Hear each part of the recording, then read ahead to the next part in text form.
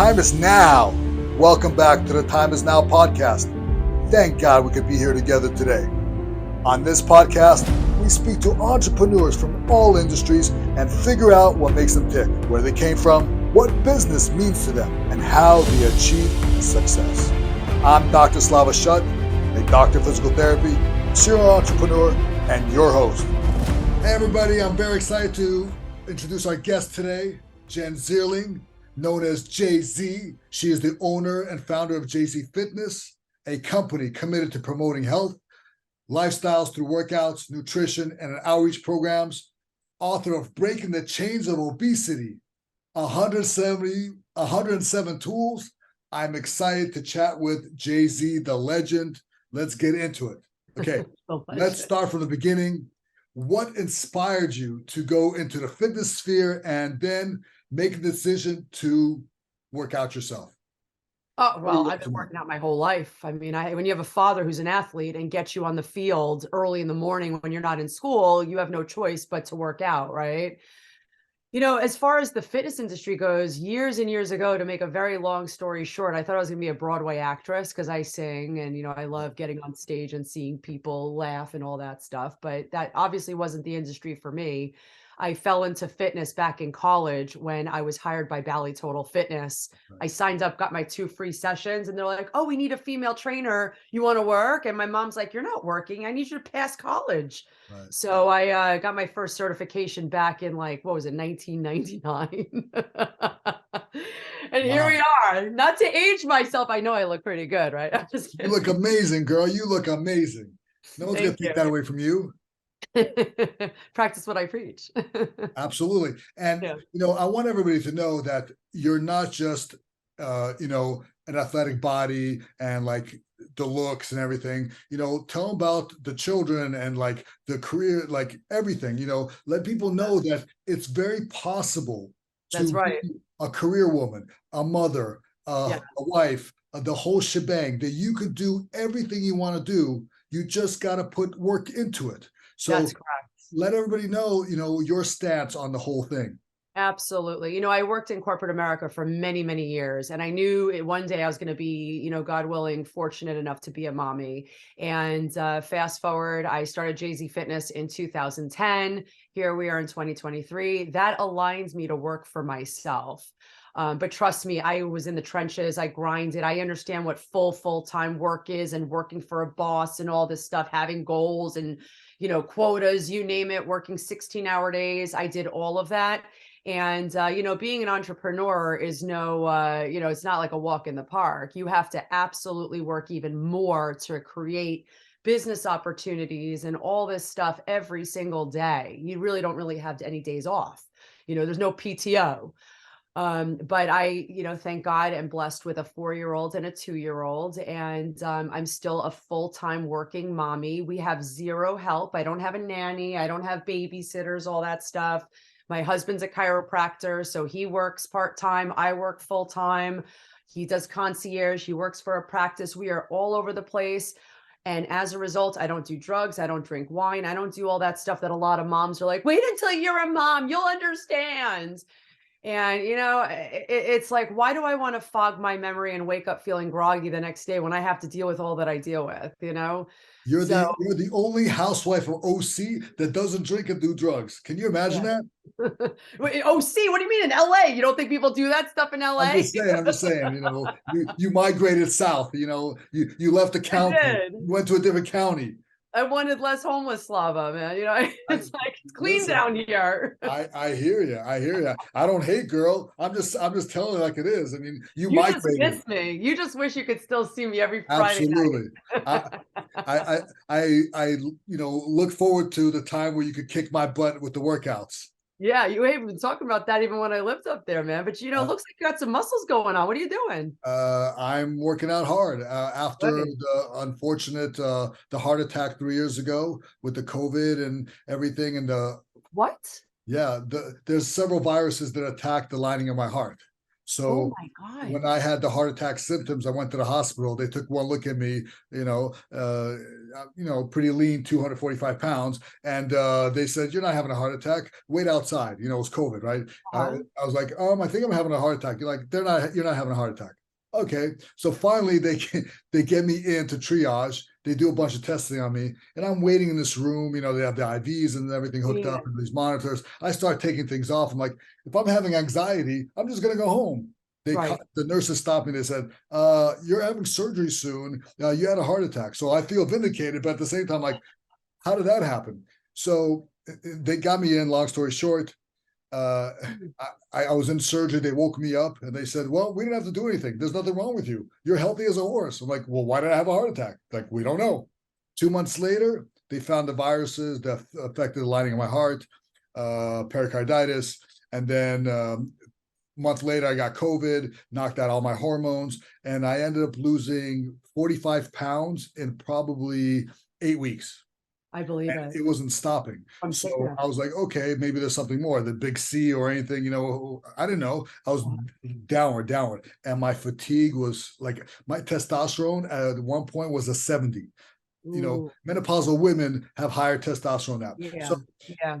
after that, nothing was working, not medication, nothing. So for about a year and a half, progressive decline.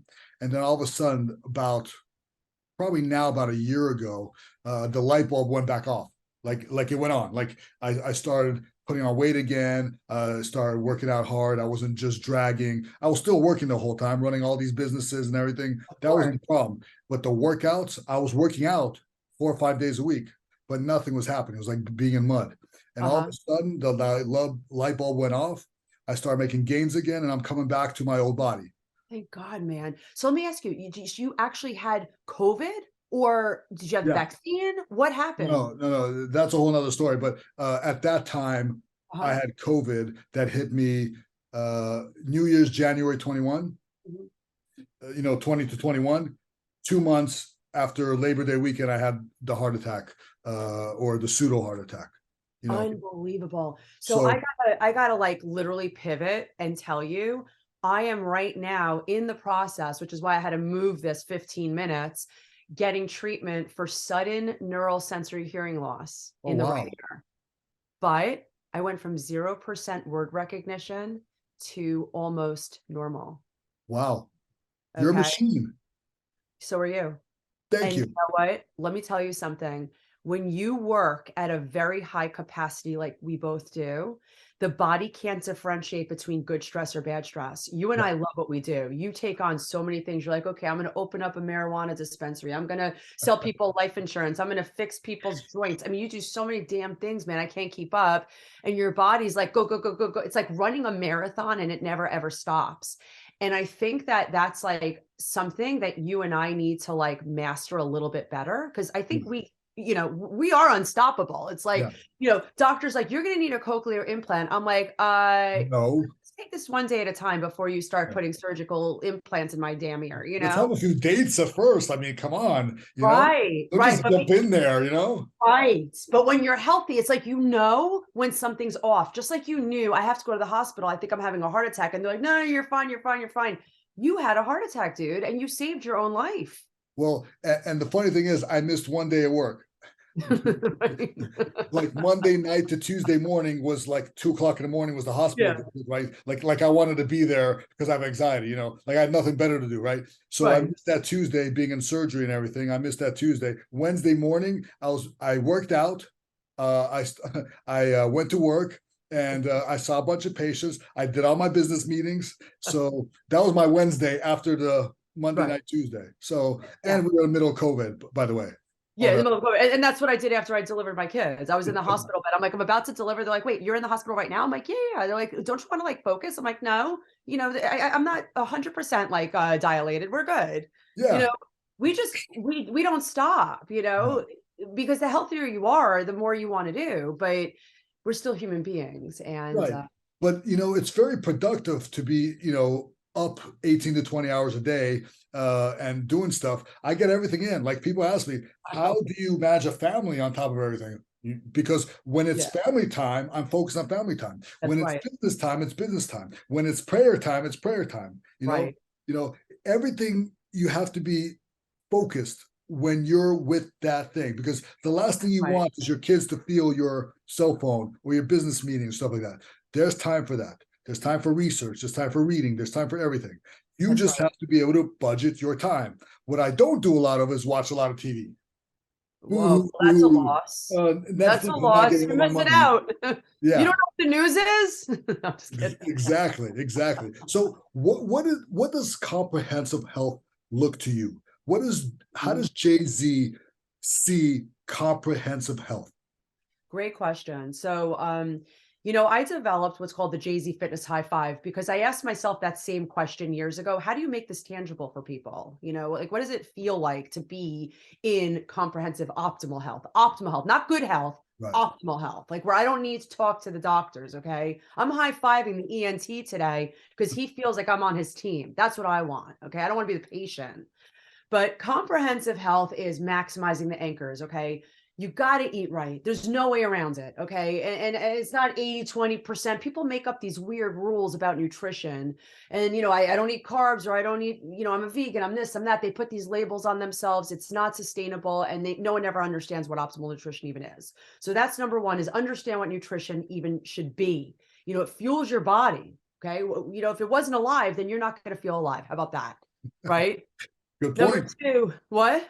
Good point. Yeah. Number 2, hydration. Okay. A lot of people are drinking everything but water, and every single cell in the body requires water. So, how much water is optimal for you? It's individualized. We tell people half their body weight in ounces of water a day. For some people, that's too much. For some people, that's too little, but that's a good starting point. Okay.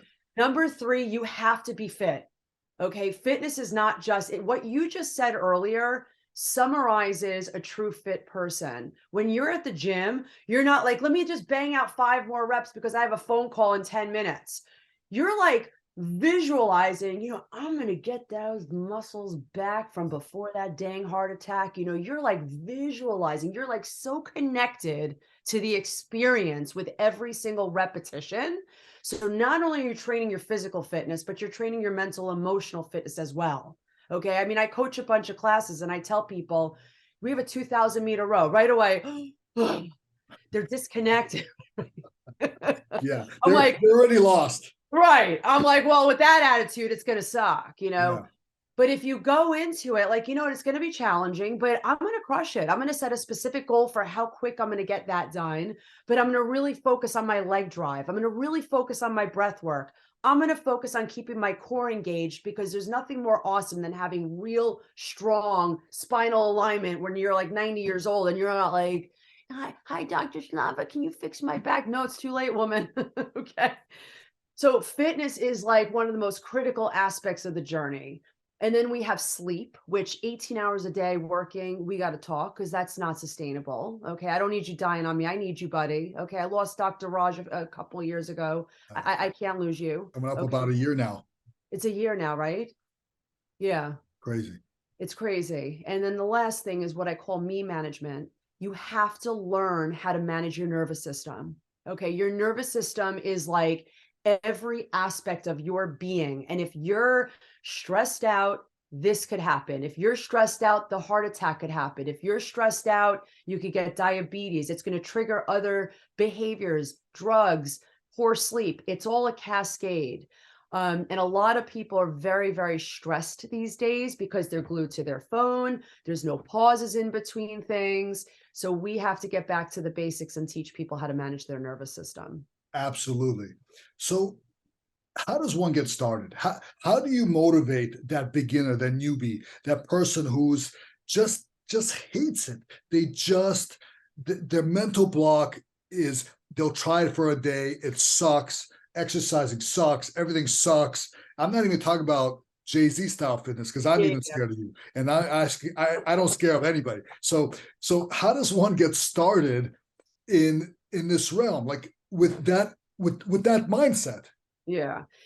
That's a really good question because it's like people think that there's like some sort of like magical potion that they could take and suddenly motivation gets born. Okay. Motivation is created.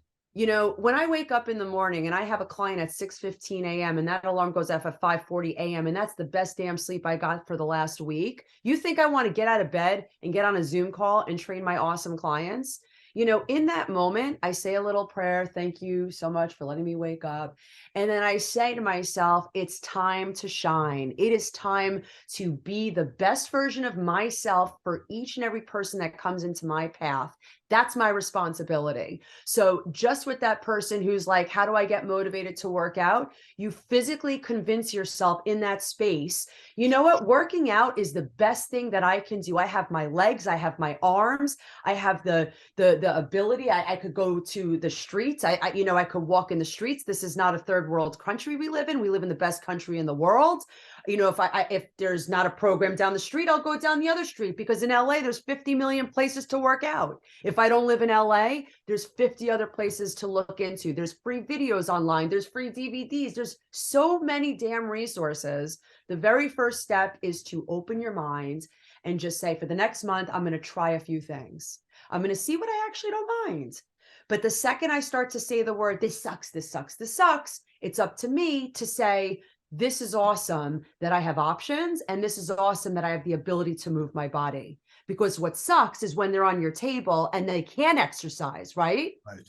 That sucks. They're, God forbid, in a wheelchair, and that person in a wheelchair wishes they can get up and move, or their spine degenerates because they sit all dang day because they've spent their whole life, this sucks, this sucks, this sucks. I'd rather sit all day. And then they're like, wait, I wish I could stand. I wish I could straighten out my back. Well, for the last 50 years, everything sucked. This sucks, right?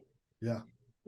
People have to change the mindset, and the mindset is only changed with changing the nervous system.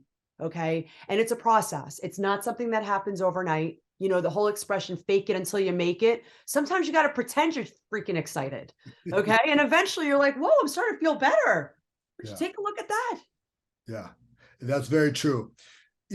People look at you and I and they think that this is so easy for us.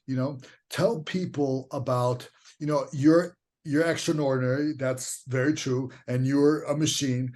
But tell the audience about your roadblocks, about your stuff that you get punched in the face, in the gut every single day to prevent you from being the best version of you, of being fit.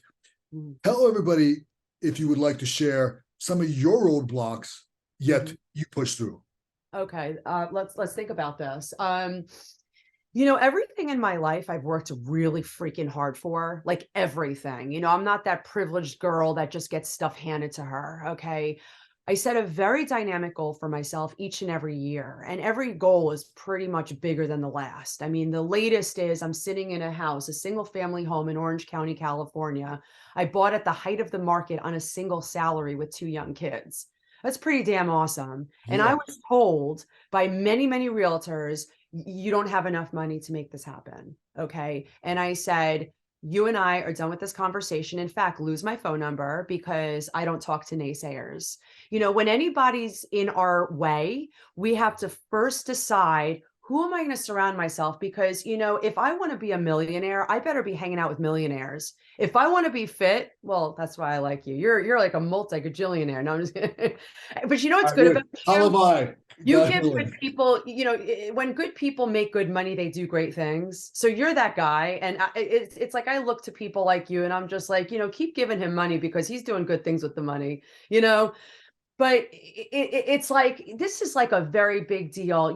If you want to be fit, you hang out with fit people. You want to be mentally fit, you hang out with mentally fit people. There was a woman, I can't name names, who said to me, you said something on Instagram the other day about fertility.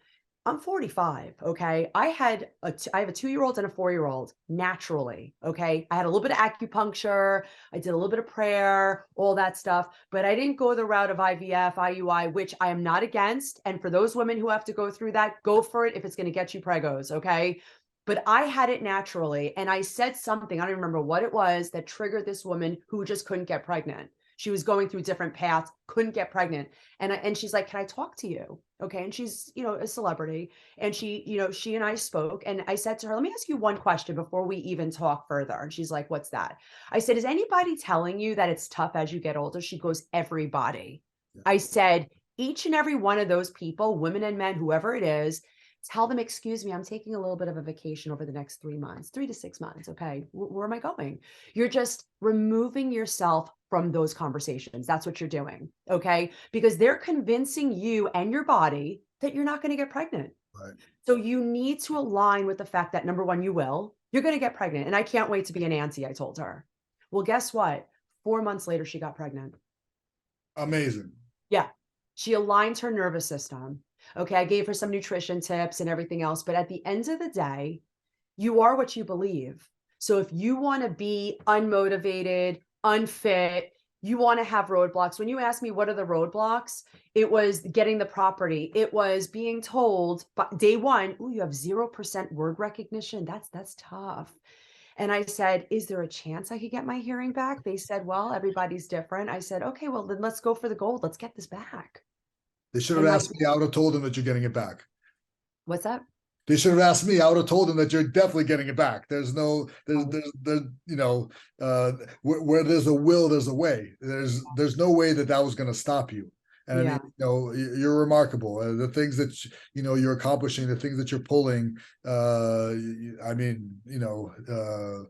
We say in Hebrew, "Kol hakavod," go for it. Like just keep trucking, girl. Thank you.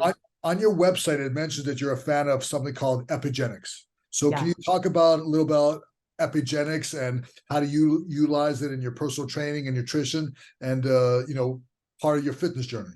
Yeah. So the great thing about epigenetics is, so I have the obesity gene. The obesity gene is, I should be overweight based on my genetic makeup. But we have what's called your genotype, which is your genetic mapping. And then we have what's called phenotype, which is how your environment is going to impact your genetic makeup. Now, I am 5'9". I weigh 136 pounds. I have 20% body fat according to my last DEXA scan. That's pretty damn lean and it's pretty damn fierce. 2 kids later, I'm actually the leanest I've ever been. Okay. I wasn't even this lean when I was into sports, because my lifestyle wasn't as good as it is. Okay. And the thing with epigenetics is when people are like, oh, I'm supposed to be fat. Oh, I'm supposed to be like out of shape. And, my metabolism's slow because everyone in my family, that's a bunch of crock. Okay. At the end of the day, you could master your genes, but you got to make sure you decide that's what you want. Okay. Right. And I'm the living example. And that's what I do with my clients. So I have 2 things I do. I work for a medical clinic. So I manage all the medical weight loss patients. But then in my private practice, which we don't have genetic testing, I teach everybody the same principles and both parties do very well if they're coachable. Right. So, but yeah, you are not subject to your genes. It's just like a light switch. As soon as you start behaving, the switch is turns off. It's as if you don't have the gene. Carry about your business. Be, hardcore, badass. I don't know if I'm allowed to say that on your podcast. And sure. Listen, you have the freedom. Do what you feel, girl. Do what you feel. You said we're at a bar. I'm like, oh, what am I drinking? Yeah, whatever you want. What's your adult beverage of choice? Pretend you have in your hand, you're on the beach somewhere or at the bar or like, on the couch in the living room. It's all good. It's all good. Yeah. So, people talk about a lot of things and these, you said a great word. It's called coachable. Mm-hmm. So, do you like handpick clients? Do you get rid of clients that are not coachable? And can you tell us what coachable actually means to people who do not know what coachable is? Because people know what teachable is. Anybody is teachable, but people they ask questions. I believe, I don't believe, I have my own opinion. Can you tell people what coachable truly means? Man, your questions are spot on, man. I really hope this podcast is like a top seller because me and you, we're unstoppable. We'll take over the world. Woo! Just great questions, man. And in a dream world, I don't know if I should say it here or not, but my dream is to have like a documentary series on like actually putting all this stuff into usable practice, and you're in it when that happens. So we got so many great things to do together because people deserve to know this stuff. Absolutely. And it breaks my heart when I get someone on a phone call. I do initial like free 10 minutes because to your point, I don't want to work with everybody. I don't want to work with somebody who's like, well, I'll do this, but not that. Because let me tell you something, I've been doing this for over 24 years. Okay. The nutrition stuff, like more like 14 years. Okay. Because my master's is in kinesiology and I fell deep into the clinical nutritional side of things. I got the certifications, whatever. Thousands and thousands of people I've worked with. And when I have someone who tells me they've dropped thousands of dollars on another nutritionist and they're not at their goal, but their program worked, but now they're here, I'm like, then their program didn't work because you shouldn't need to hire anyone else. Are you married? Yes, I'm married. You're married to one person. You're not marrying yourself to the whole nutritional coaching people out there. Okay. You're wasting your money. You're wasting your time. What is coachable? You're going to an expert once and for all to learn how to optimize your health, period. That's coachable. If you can't humble yourself and you let the little ego get in the way, you are going to be miserable. You're going to feel depleted. You're going to feel restricted. You're going to feel all these things because the ego is our comparison. You wrote something beautiful on Facebook around Pesach, which I think Easter is kind of the same thing. It's spring cleaning. It's our opportunity at this time of the year to say, what's no longer serving me? I don't want to be overweight anymore. The weight of the world is being carried on my physical body. It's making me tired. It's depleting me. It's not making me feel my best. It's not making me feel hot. And I want all those things. So a coachable person is, hey, Jay-Z, I'm going to hire you and I'm going to lock arms with you because I know you're not my judge. You're my coach. If you played sports growing up, you have a coach. The coach not like, I don't like the way your shoes are fitting on you, buddy. Your coach is saying, I need you to run a little faster. I need you to, duck a little deeper. They're giving you specific coaching guidelines so that you could be a better athlete. So when I coach people, I'm coaching them because I'm not judging them. I'm not shaming them. I'm coaching them because I want them to feel great. I want them to age well. I want to keep them out of the hands of a physician. Because I had 4 ENT doctors who said to me, you're going to need a cochlear implant. And the one doc that said to me, do they know who they're talking to? Right. That's the doctor I work for, who's an age management physician. He's the guy I want to align with, who's going to prevent me from going to those other guys. That's a coachable person. That's incredible. Tell us about the J.K. Living Foundation with Matthew McConaughey's nonprofit. Tell us a little bit about that. How'd you get involved with that? Yeah, he actually has a book coming out, and I think he's doing really some cool things. So years ago, there was a woman named Misty who worked at Gold's Gym in Venice, and we both worked there, and she was the fitness director for that organization. And that's right around the time that I had my book, Breaking the Chains of Obesity, come out. She invited me to be a speaker. So they have, I believe, over 30 fitness programs throughout the country in various high schools that are I don't want to call them inner city, but they don't have a lot of options for people who, come from homes that, don't give them the opportunity to evolve. I mean, these are beautiful human beings who should be given the platform to thrive. So they come to JK Living and we start off every single session with a gratitude circle.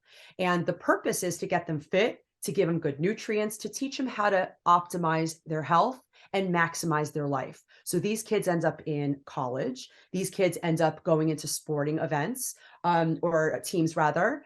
Right. They leave our program because now they're fit, right?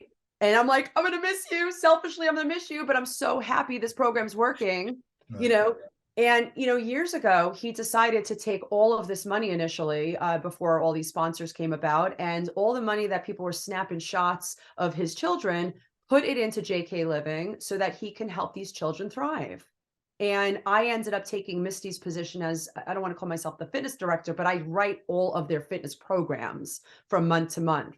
So that's my involvement with them. But I used to actually be at one of their high schools. So I've been in the community, got to know the students, got to know what tickles them and so forth to make me a better programmer, because some things work, some things don't.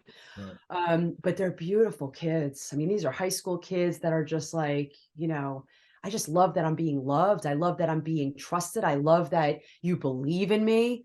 There was this one girl in the gratitude circle, and she just sat there with her arms crossed, and she's like, I'm not grateful today. I said, you most certainly are. She goes, my best friend's in jail right now. And I said, okay, if anything, that friend of yours is going to thrive in that cell by you having gratitude right now. So I want you to say one thing you're grateful for, because that's going off into the universe and that's going to get him out. And then you're going to teach him gratitude. And then you're going to teach all your friends gratitude. And you're going to, from now on, soar in the world. But if you join the chickens, okay, you're going to eat chicken feed. So I need you to focus on flying high like an eagle. And she's like, she didn't respond right away. And, I was thanked by her sister. Her sister said, no one talks to her like that. And I appreciate you not quitting on her. And that's what I do. Okay. Because everyone's great. Everyone, as long as you're God's kid, I mean, you're great, right? Absolutely. Everybody is special in their own way. God Yeah. would not create anybody without a purpose. So That's right. everybody has a purpose. Everybody has greatness. The question is, are you going to tap into your own greatness? Yeah, that's right. With all the fads out there in the nutrition and fitness world, and there's so many, even I get like swept up a little bit sometimes. And I'm looking at some stuff like, how does a regular person, not you and I, Mhm. sift through the fads and all the garbage and the Yeah. minutia? How do they sift through it and get to the real points? Well, you work with someone like you and I out of the gate. You don't sift through anything. I mean, obviously, I hope that this gets into the hands of many. I obviously can't coach every single person, but what I'm really good at is I'm a very good reference source. So, as you know, if anybody gets injured or has any sort of like issues with their physical body, I've sent lots of patients your way because I know when they go to your clinic, they're going to get better. It's not, I hope he could help you. I hope he knows what to do. It's Slava's the guy. Okay. And it's the same thing with the internet and all this information out there is, how do you sift through? You don't have to sift through anything. I think what you have to do is learn how to ask the right questions. So if you, let's just say, sift and you're like, oh, well, this person on Instagram, sounds good, call them up. Get an initial consultation, see if you like them. If you don't like them, do you want to really work with them? And then ask them questions that pertain to your particular journey. Like, what are you looking to even do? And if it sounds good, you could either go for it or not go for it. You know what I'm saying? You were asking about the kids. Like I have kids are like, mommy, you hear that? So that's the first thing is like learn how to ask educated questions. Surround yourself with a lot of people also on the front ends that have experience working with people in professional industries. There's networking groups out there. Some people could even ask the networking group, hey, by the way, do you know someone who does this? Or hey, do you know that? But really, if this gets in the hands of anybody, I mean, I don't want to sound arrogant, but I'm pretty damn good at what I do. And when people are coachable, like great example, I'm working with this one woman for 30 days. I have her with 2 additional specialists outside of me. I'm not going to like, no, stay with me so that I get your money. That's not someone you want to work with. You want to work with someone who really understands what they're looking for what you need right now. Right. And then as a coachable person, go for it, even if it costs you a little bit, because the dividends are tremendous. What would you say to a young female right now that was you X amount of years ago when they're first starting out, maybe they're in kinesiology program, wants to be a young entrepreneur because they don't want to work for somebody. They're thinking about entrepreneurship. They really want to be Jay-Z. Mm-hmm. How do they start? What advice would you give them? Well, first of all, there's only one Jay-Z. I'm just kidding. We need to clone you somehow. We need some females out there that are strong, ambitious, and they want to be everything. They want to be machines just like you. Yeah. What advice would you give them? So ironically, I mentor a lot of young women for free because they don't have money, number one. And number two, I've been very fortunate my entire life to come across great people who've mentored me. So they've paid it forward, and now it's my time to teach what I know. I don't know everything. I'm learning every day, But the very first step is to determine what tickles you. What do you love doing? Okay, what makes you happy? What are you like going to look forward to when you wake up in the morning to do? Because if we could fall into industries that, make us feel good, I think that is such a winning, lottery ticket. And, I did a lot of navigation throughout my entire career to bring me here today. I mean, I told you in the get-go that I thought I was going to be a Broadway actress. Yeah. And you know what that did? I'll tell you right now what that did in retrospect is I have a lot of experience on stage, a lot of experience in front of thousands of people, which scared the living daylights out of me when it first started. But I needed that to set the platform up for the bigger things that I'm going to do. So when I'm standing in front of people, I'm not, going to the bathroom in my pants. Right. So the stage work has helped me and groomed me to be confident on stage. It's helped me to learn things on the go. I mean, there's a lot of benefits to that, but I mean, I don't want to be an actress now. I'm not even trying. Um, so I think the first thing is pick a path. Okay. If you think that you're going to love it, pick it. Very worst case scenario, you're on a path and you're like, you know what, this isn't for me. Everything that we do in life serves some sort of purpose to who we are. Right. We write many chapters. I mean, I'm only 45. God willing, I'm around for another 45 years and beyond. So, you know, you got to enjoy every single day. Every single day is such a gift. So, Oh, man. I teach people where I've come from. I actually sit down and I spend a good solid few minutes telling them, like, where my journey went. And then from there, I open up the platform for where they could ask questions. Okay. So, number one, find somebody that you trust that you could ask questions to. Somebody or somebodies, a bunch of people. Maybe dive into that. So if you want to be a physical therapist, one thing you're amazing at is you open up your clinic to people who want to go to PT school. In fact, you require them to want to go to PT school because hey, if they're coming to my clinic and seeing my patients, they're going to have passion versus just an employee. So that's beautiful. Okay. And, if anybody ever wants to be mentored by me with my nutrition, all that stuff, I invite them to do that. But that's the first thing. Find a passion, align with people that are already doing what you want to do, get mentored by them. Don't be shy to ask questions. No question's a bad question. Don't be shy to follow up. Okay. And also don't be shy to show that expert progress you've made because maybe that expert can offer you the next step. That's amazing. Mhm. I want to get fire underneath people. Is there a controversial topic that you've maybe want to get off your chest? And here's the platform. I want to know. I want to dig deep into Jay-Z's mind. Scary thought, and I want a controversial subject. And Mhm. just where do you stand on it? Oof. You know what really eats me up alive Give it is to me. all the racism that's going on right now. Okay. I'm not going to lie to you. It really, really makes me want to cry. Okay. And I'm looking at you this entire podcast wearing a yarmulke on your head when there's a lot of anti-Semitism, which is a form of racism. Yeah. And, I have very good friends who are Black. I have very good friends who are Asian. My doctor who cured my hearing is an Asian man. Okay. There are so many people of all walks of life out there who just want to be happy. Yeah. And it's not that it's a controversial topic. I think the controversy is, well, how do I talk to somebody who's Black? How do I talk to someone who has a yarmulke? How do I talk? Just, you just talk to them. I don't The human know. beings. The You human know, beings. my kids, I remember I was at the Dollar Tree. This was in Encino, and I was teaching my daughter who had a little bit of speech delay, and she's great now. She doesn't shut up actually, but I was teaching her white car, red car, black car, and a Black man's walking up to me and says, "Black man." And I said to him, "What's your name?" And he said, "Eric." And I said, "Havana, can you say Eric?" And in that moment, he thanked me, and I could cry because I saw the little boy in him, man.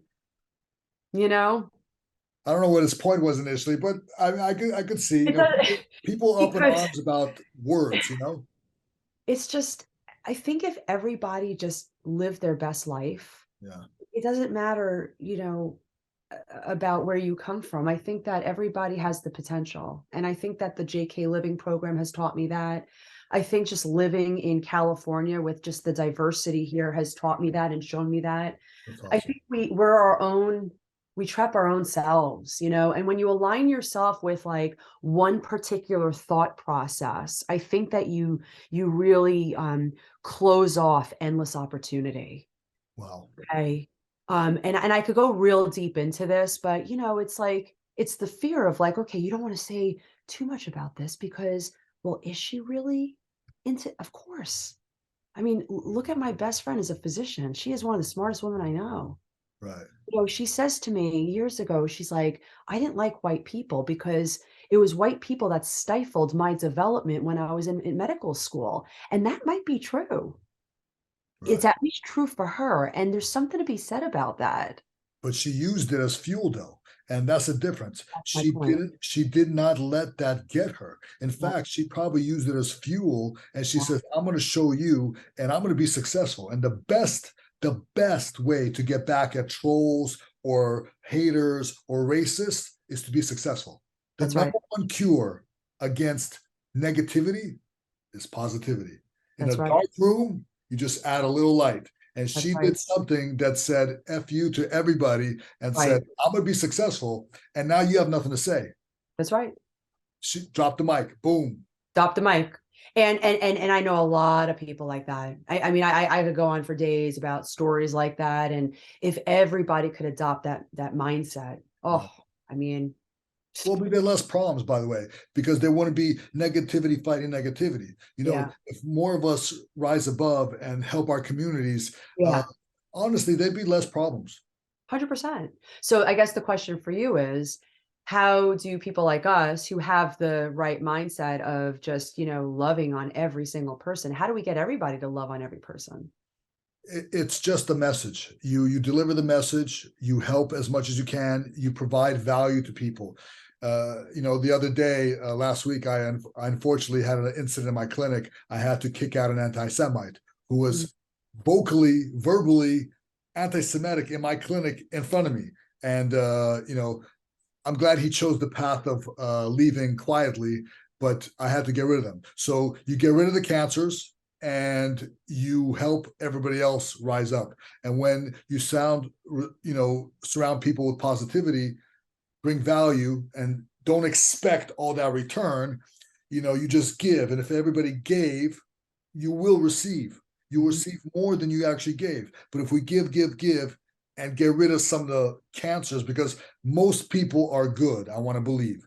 That's right. Those cancers need to be removed. After they're removed, everybody else has a chance. Right. And once everybody has a chance and the positivity is shown, more of us could connect, more of us could grow, and it's like sunshine and water to plants. We're just going to grow, and sprout. That's right. It becomes a nurturing way of life. And I actually Absolutely. coach people on that because a lot of people have rough days and crazy days. And I think when people have like an ability to role play themselves out of that narrative, it's very helpful so that they understand what they need to say and do. That is amazing. You are amazing. You're always a breath of life and fresh air. It's been a pleasure. Plug yourself. I want every single person out there, all over the world, to know who Jay-Z is. Plug yourself. Where can they find you? I want them beating down your door, and I want nothing but health, wealth, success, and amazing life for you. Thank you so much, Slava. I love you for saying that. Thank you. Plug myself. It's Jay Z Fitness. So Jay Z Fitness, not the rapper. Jay Z is Jennifer Zerling Fitness.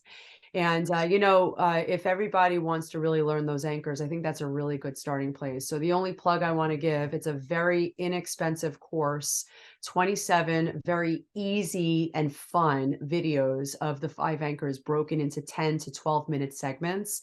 People could watch it, just for a few minutes in their day. Infiltrate your minds with what those 5 anchors are. And it's on my website, the link.